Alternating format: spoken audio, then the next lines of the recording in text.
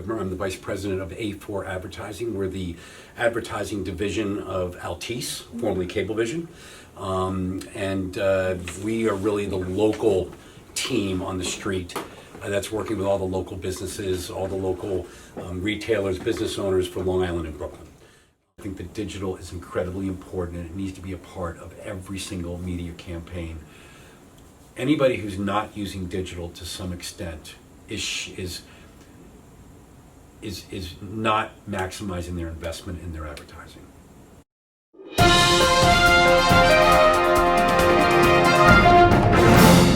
I'm responsible specifically for the Long Island, Brooklyn region. It's comprised of really 11 different geographical zones. One of the interesting things about the way that we're set up is that unlike a lot of mass media, broadcast media like radio or broadcast television, we have the ability to segment geographically. So Long Island is broken up into 7 optimum zones and 3 FIO zones. And then of course the Brooklyn zone, which is all the optimum households there. It's about 1 million households. It's about 93% of the population on Long Island, of the households on Long Island. The other 7% are people that might have satellite TV, dish network, or the all famous cord cutters.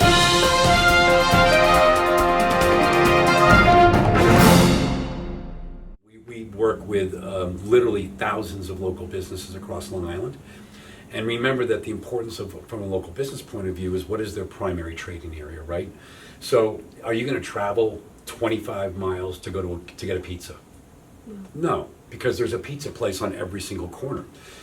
You might travel a little bit longer to buy a car, right? So the larger the ticket item, usually the larger the primary trading area is. But really think about it, Long Island is at its widest point about 22 miles wide.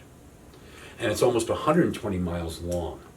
So most businesses are operating within a 5 to 10 mile trading area. Now that can be different. People are going to travel to certain areas.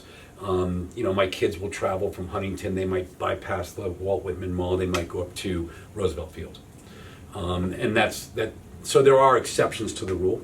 But being able to segment Long Island into geographical zones allows local businesses to spend the money where their customers are and not have to waste a lot of money advertising where they really don't have a realistic chance at pulling consumers from those other geographical areas.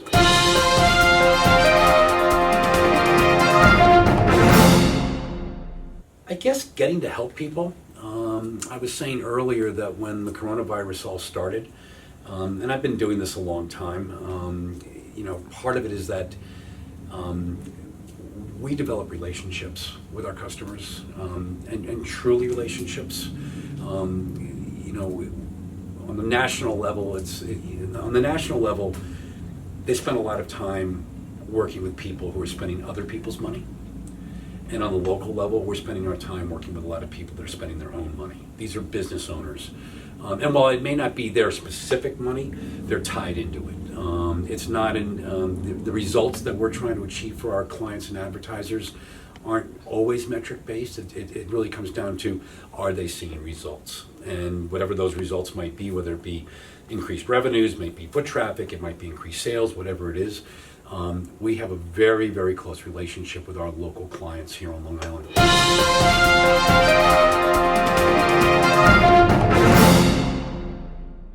I've been inspired by the people around me, the people I work with every day, which is the people on my team, and certainly my kids and my family.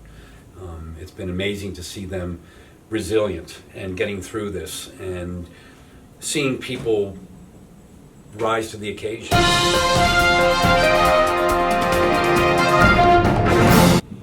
That it's too expensive.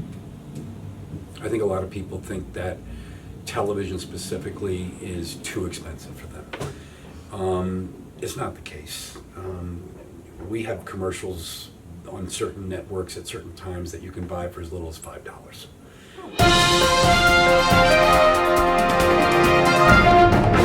You don't go to where you hope the consumer is going to be, you go to where the consumer is.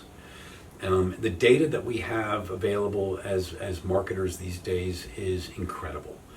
Altice specifically has an enormous amount of proprietary data that we can use to help advertisers reach the right types of people. And again, going back to our geographical discussion, this means less waste, right? If you're reaching just the people you need to reach, then you can be pretty assured that your message is getting in front of the right types of people, both geographically, demographically, and qualitatively as well.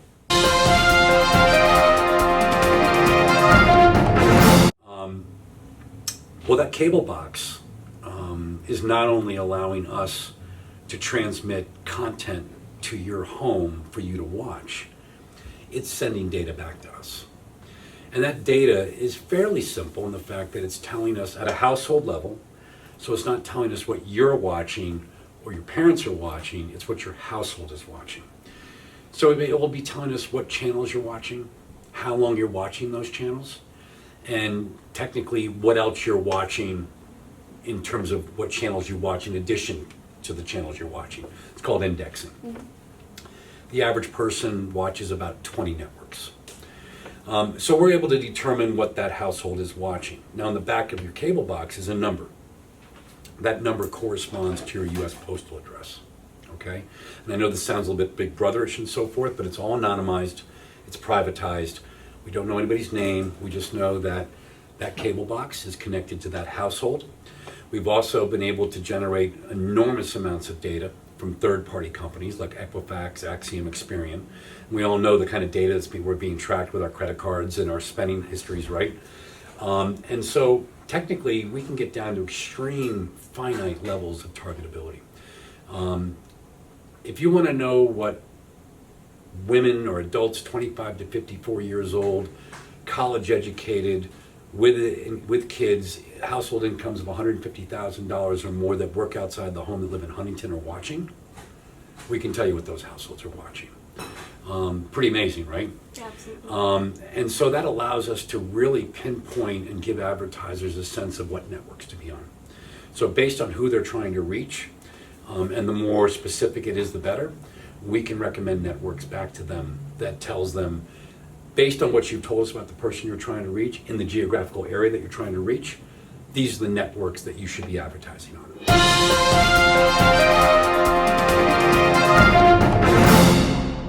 And so that has to be done through an internet, your IP address. Mm-hmm. Since we're the internet service provider, we have a much better capability and a much better accuracy of being able to deliver those homes directly to the home. The type of ads that if we're trying to reach you, for example, and it's at a household level, so we may not know it's you watching TV, but we know you're in the household. So it really gets very close to being probably to almost deterministic. We know that household contains you, and so we're able to use ads to target through the OTT.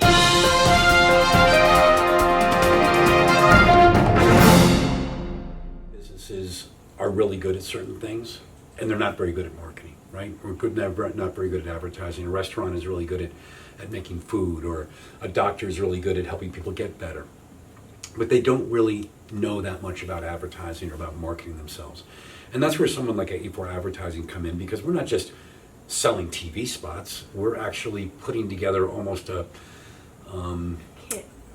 We're putting together almost a piece of marketing music for them that has many different instruments involved in it, but we're there to kind of conduct that orchestra for them and to kind of help them decide which instruments are important.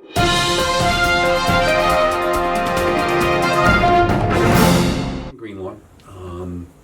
I'm part of the Harvard Field School community, and that's a really important word. In the years that I've gotten to know Ellen O'Brien and the people here at the Huntington Chamber of Commerce, I think of Huntington Chamber of Commerce as a community of businesses, right? And that word community is oftentimes thrown around, but think of the word. It's meant to be, we're communing together, we're an entity, we're a lot of smaller parts that are part of something larger than ourselves. Listen, my travels in the platform I'm at and the office I have take me all over Long Island. Take me into Brooklyn, take me really, basically Long Island, but I spend a lot of time across the tri-state area. I'm in Manhattan, I do all these other things, and that's the way it's been for me. I've been in the media on Long Island for well over 22 years. And so for me, it's an opportunity to be involved with my home. It's something that I can do locally. It's something that's important to me. I'm a customer of Huntington. I'm here all the time. I'm going to the Paramount. I'm going to restaurants. I'm frequenting the businesses of the local village of Huntington, and of course the greater township of Huntington. I'm down in Melville. I'm in Northport and Cold Spring Harbor and all these other places. So for me, being a part of the Huntington Chamber of Commerce is kind of giving back to my local home personal community.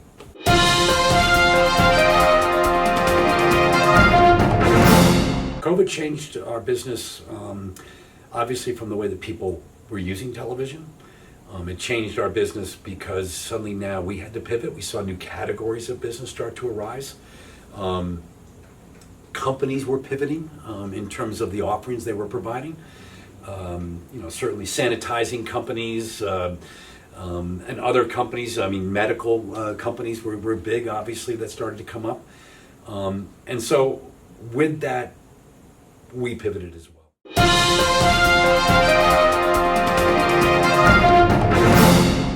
That television advertising, digital advertising, whether it be news12.com, whether it be one of 100 different networks that we can insert local television on. I mean, my team right now has opportunities in inventory where we can sell local 30-second spots into Monday Night Football. We were selling commercials into the U.S. Open this past weekend up at Wingfoot, the U.S. Open tennis, Yankees-Mets baseball.